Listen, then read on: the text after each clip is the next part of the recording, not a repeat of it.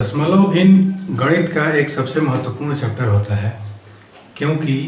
Competitive exams में इस chapter से संबंधित जो प्रश्न होते हैं, यदि उसको हम आसानी से सॉल्व करना यदि सीख लें तो हमारी कैलकुलेशन जो होती है वो बहुत ही आसान हो जाती है। अब आइए देखते हैं कि दशमलव भिन्न से संबंधित प्रश्नों को हम किस प्रकार से हल कर सकते हैं। तो दशमलव भिन्न के जो प्रश्न होते हैं उन प्रश्नों में यदि देखा जाए तो दशमलव भिन्न में कई प्रकार के प्रश्न दिए जाते हैं, जिनमें भिन्नों को दशमलव के रूप में कैसे चेंज करना है ये हमें सीखना होता है, या दशमलव को भिन्नों के रूप में कैसे परिवर्तित करना है इसको हमें सीखना है। तो शुरू में यदि हम कोई एक संख्या लें, जैसे मान लीजिए हमें 1 में 10 से भाग देना हो, यदि हम इसको दशमलव रूप में लिखें तो इसका वैल्यू जो आएगा वो आएगा 0.1। ऐसा इसलिए होता है क्योंकि हम किसी भी संख्या में यदि हम 10 से भाग देते हैं तो इसके दाहिने साइड से एक पॉइंट के बाद हम यहाँ पे एक अंक के बाद हम यहाँ पे दशमलव लगा देते हैं। ऐसे ही यदि मान लीजिए हमें 12 में 10 से भाग देना हो तो हम उसी तरह से क्या करेंगे कि यहाँ पे लिख देंगे 1.2, क्योंकि इधर से एक अंक गिन करके वहाँ हम पॉइंट लिख देंगे। ऐसे ही यदि मान लीजिए हमें भाग देना हो 1, 2, 3 में 10 से, उस स्थिति में हम क्या करेंगे कि यहाँ से एक पॉइंट गिन करके इस संख्या में हम पॉइंट एक अंक गिन करके उस संख्या में वहाँ पे पॉइंट बैठा देंगे। इसी प्रकार से किसी भी संख्या में यदि हमें 10 से भाग देना हो तो हमें याद रखना ये है कि दाहिने से उस संख्या में हम पॉइंट बैठा देंगे। यदि मान लीजिए हमारे पास कोई पॉइंट वाली संख्या है, जैसे मान लीजिए 12.3 है, इसमें यदि हमें 10 से भाग देना हो तो अब हम क्या करते हैं कि पहले से मौजूद यदि कोई पॉइंट वाली संख्या हो, उस स्थिति में यदि हमें इस संख्या में 10 से भाग देना हो तो यहाँ पे इस दशमलव को एक स्थान उधर हम यहाँ पे ले जाते हैं, तो इसका जो मान आता है वो आ जाता है 1.23। दशमलव के मान को पढ़ने के लिए यहाँ पे पॉइंट के बाद के मानों को उसके अंकों में पढ़ा जाता है। हम इसको 1.23 नहीं पढ़ सकते, इसको हम पढ़ते हैं 1.23। तो यहाँ पे अगला यदि कंडीशन देखें, जैसे मान लीजिए 1.23 में हमें भाग देना है 10 से, उस स्थिति में हम क्या करेंगे कि इस पॉइंट को हम एक अंक बाएं साइड में यहाँ से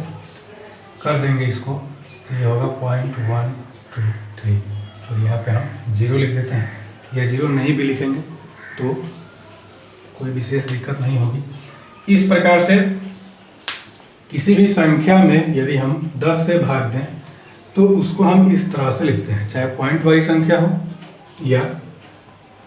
पूर्ण संख्या है कोई भी हो, यदि हम उसमें 10 से भाग देते हैं तो उसका मान इस तरह से परिवर्तित होता है।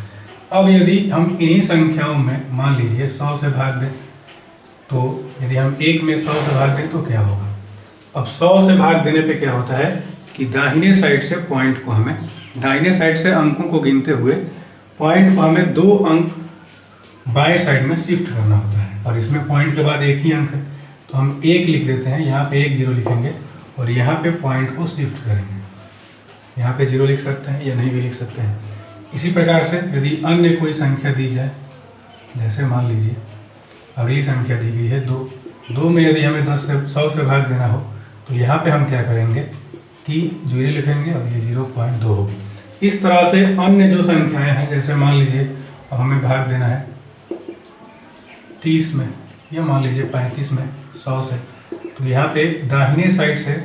2 अंक गिनते हुए यहाँ हमें पॉइंट लगा देना है। ऐसे ही यदि 135 में यदि हम चाहे 100 से भाग देना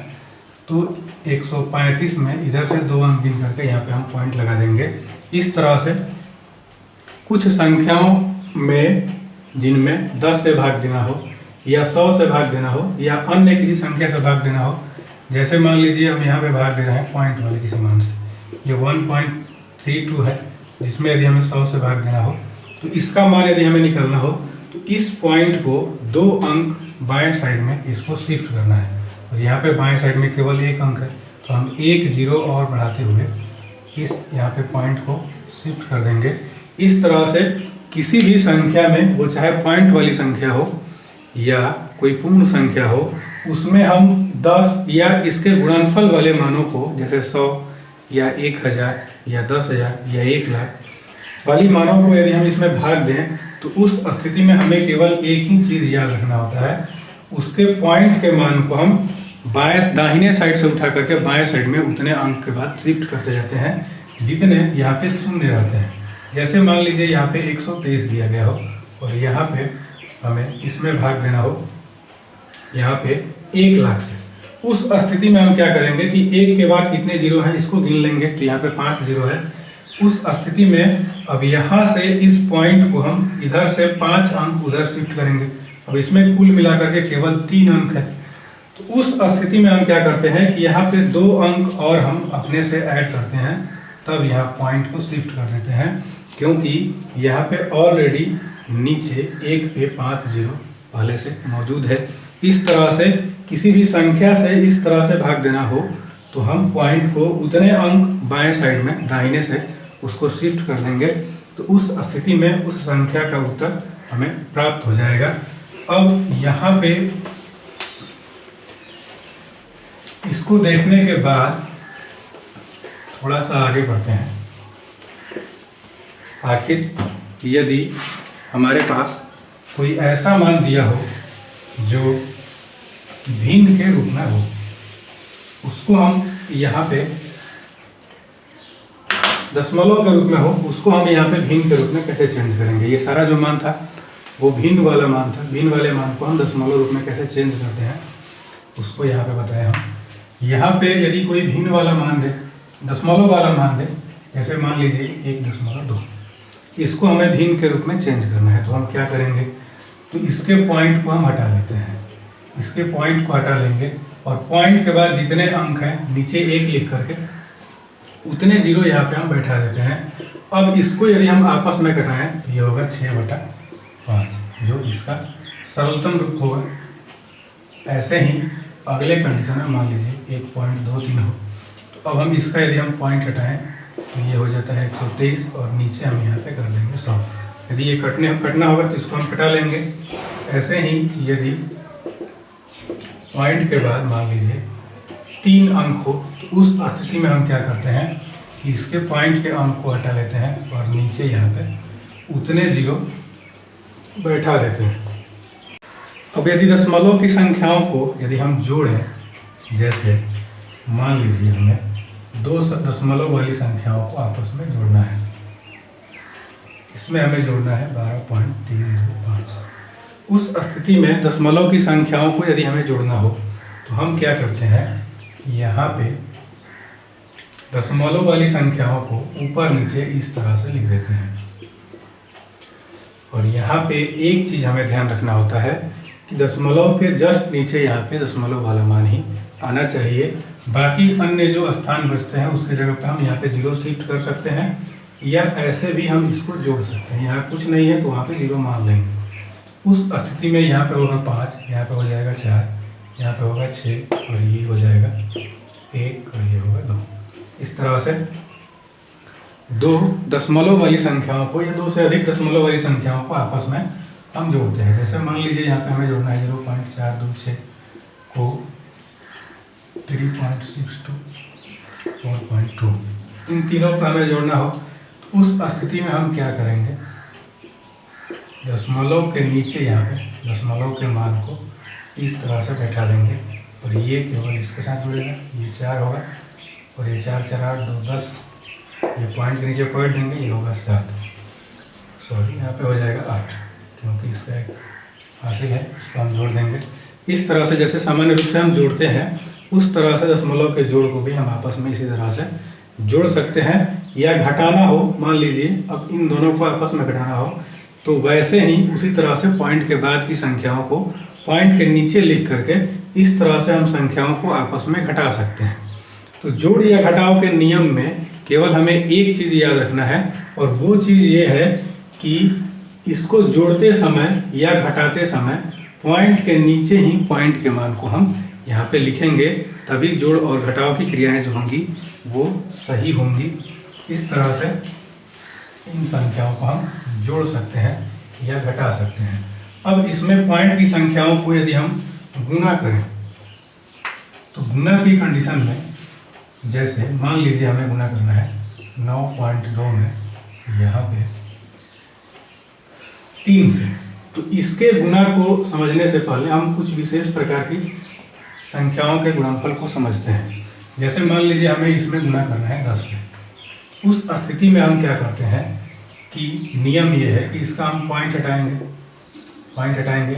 तो यहाँ पे पहले बताया जा चुका है कि इसके पॉइंट को हटाने की वजह से नीचे एक 0 आ जाता है, क्योंकि पॉइंट के बाद यहाँ पे एक अंक है, और यहाँ पे जो 10 दिया गया है इसको आपस में यदि घटा लें तो इसका मान आ जाता है 92 यानी कि 92। अब यहाँ पे इस प्रकार की कोई भी संख्या हो जिसमें हमें 10 से गुना करना हो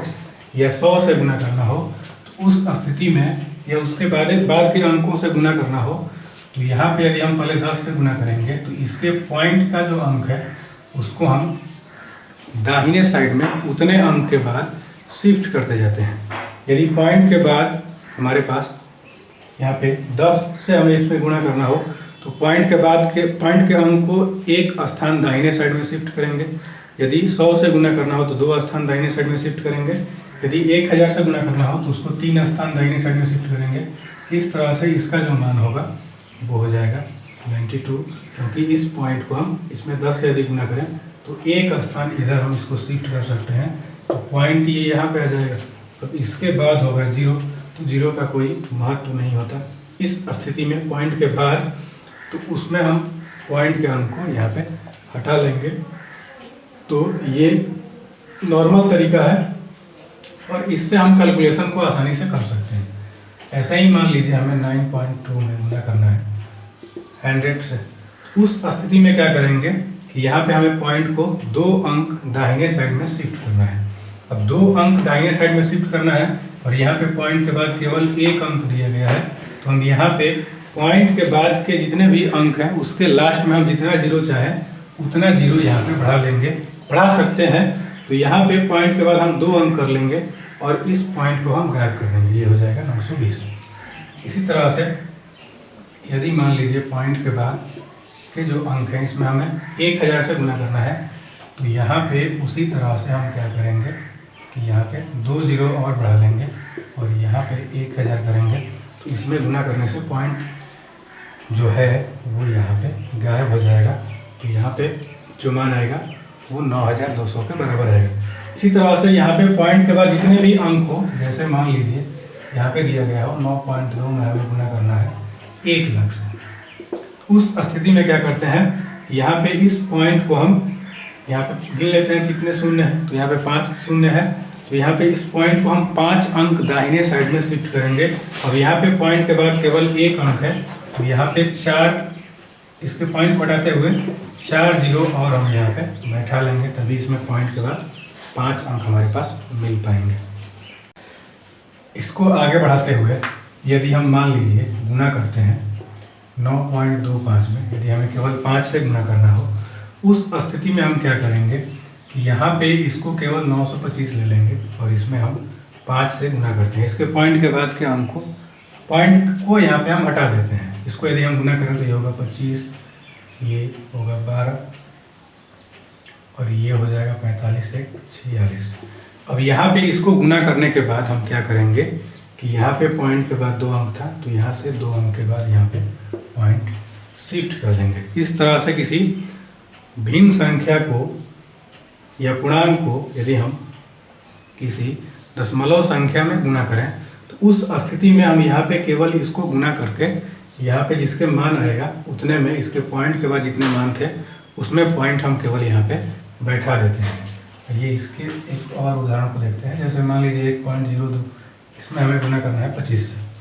तो यहाँ पे हम क्या करेंगे कि इसको केवल 102 मान लेंगे और इसमें यदि हम गुना करें 25 से तो ये होगा 10, ये हो जाएगा 5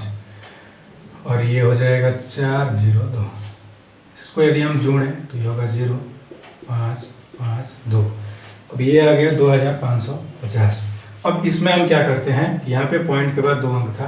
तो यहाँ से 2 अंक गिनते हुए पॉइंट के बाद इतने अंक शिफ्ट कर देंगे। तो यहाँ पे पॉइंट के बाद जितना अंक हो उसमें इसको गुना करने के बाद उतने अंक यहाँ पे हम पॉइंट के बाद शिफ्ट कर देंगे। इस तरह से इसका उत्तर जो है वो हमें प्राप्त हो जाएगा।